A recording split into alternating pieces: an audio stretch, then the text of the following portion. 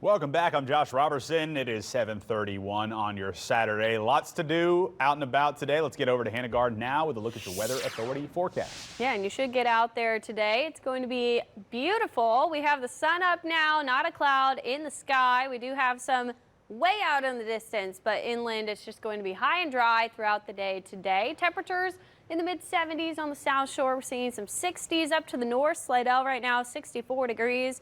The humidity a little bit high this morning just because in the morning hours those temperatures are closer to the dew points. Dew points in those low 70s right now across the South Shore. We're seeing those in the 60s up on the North Shore, even some high 50s. So northeast breeze is what's bringing in some of that drier air, and you can really see that on the map here. All of the dry air mainly coming in from the northeast, so the North Shore seeing that for the most part. And then where we're getting the breeze off the lake, those dew points are a little bit higher. And down by the coast, we're seeing that in the 70s.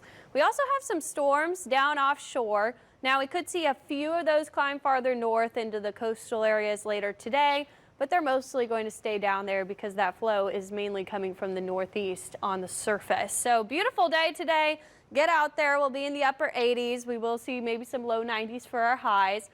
Sunscreen, though, because we will have a lot of sunshine today. Same thing tomorrow. Temperatures really similar, upper 80s and some low 90s. Now, this is your first alert for next week and the end of the week and the weekend. Very far away, but that's really the only thing that's going to be coming up through this whole week. Late week, we could see a cold front bringing some rainfall and cooler temperatures, possibly by Friday, but the timing right now, because it's so far out, there's still a little bit of give on that. Now, right now, we have this big low across New York, caused some flooding there.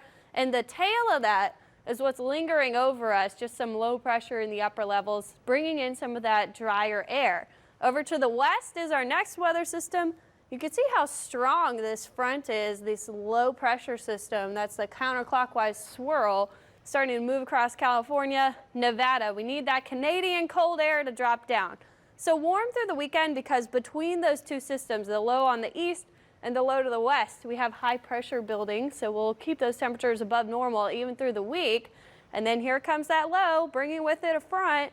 So Thursday, Friday, as that approaches, we could start to see some storm activity, and then it's going to bring us some cooler temperatures behind that. Now, the rain potential, it's really not looking significant right now. Now, it's a ways out still, so hopefully we could still get some meaningful rainfall. But places like Oklahoma and Texas are looking to get the bulk of the rain from that system as it moves in.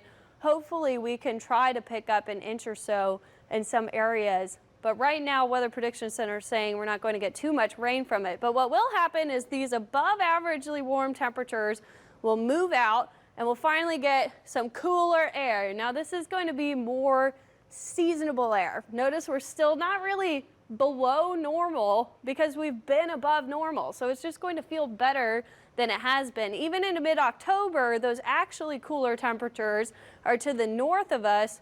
We're right on the edge of seeing just about where we're supposed to be temperatures. So where are we supposed to be? We're in meteorological fall now. We're about to head into October. We're supposed to be in those mid-80s, and by the end of the month, we drop into the low 80s. So very quickly declining. Hopefully we can get some of that fall air coming into play. Now, the tropics still pretty active. We have Philippe and Rina.